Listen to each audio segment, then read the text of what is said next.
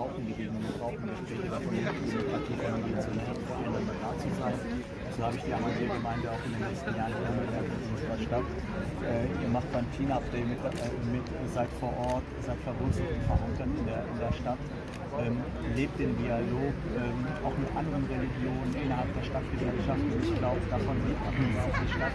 Vielfalt an der Transparenz und Vielfalt ausgestaltet werden. Und Synagogen, Kirchen, Moscheen, Tempel sind Bestandteil unserer Stadt, dass wir zusammenkommen, gemeinsam für Freiheit einstehen, gemeinsam dafür, dass jeder ein selbstbestimmtes Leben führen kann, dass die Würde des Menschen unantastbar ist, egal welchen Hintergrund dieser Menschen hat.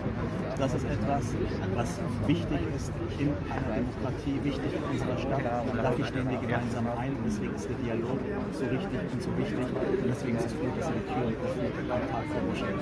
Vielen Dank. Sie haben auch über die sozialen Medien gesprochen und dass man auch dort von Hassfällen konfrontiert wird, wenn man sich da zeigt. Aber was kann man denn noch machen? Also was können Muslime noch machen, um noch stärker in den Vordergrund zu kommen, zu zeigen, wir sind ein Teil der Gesellschaft?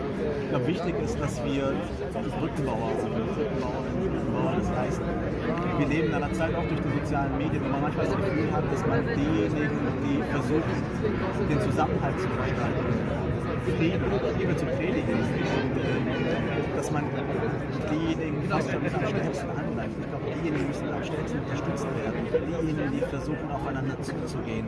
Und das Motto der Ahmadiyya ist ja Liebe für alle, Hass für keinen. Hass hat noch nie zu etwas Gutem geführt.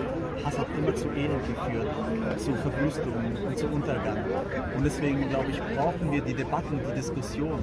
Aber am Ende müssen wir das Menschsein schützen. Und alles, was dazu beiträgt, aufeinander zuzugehen, einander zuzuhören, füreinander da zu sein, auch bei den Meinungsverschiedenheiten, die wir haben, nie das Menschsein in Frage zu stellen. Dazu können die Moscheen, dazu kann die Ahmadiyya-Gemeinde ihren Beitrag leisten, so wie auch in den letzten Jahren. Ich glaube, das brauchen wir gerade diese Zeit. Vielen Dank, Dr. Lotte. Zum Schluss, wenn Sie erlauben, noch eine persönliche Frage von mir. Sie leiten ja auch den Podcast Mic Check. Ja. Erwartet uns da noch etwas Besonderes? Das planen Sie noch für die Zukunft? Also es ist immer sehr interessant, alles über Frankfurt mitzubekommen, über die Architektur, über die Bildung und so weiter. Wir überarbeiten momentan meinen Podcast in der Tat und da wird demnächst noch was folgen. Okay, super. Dankeschön. Danke.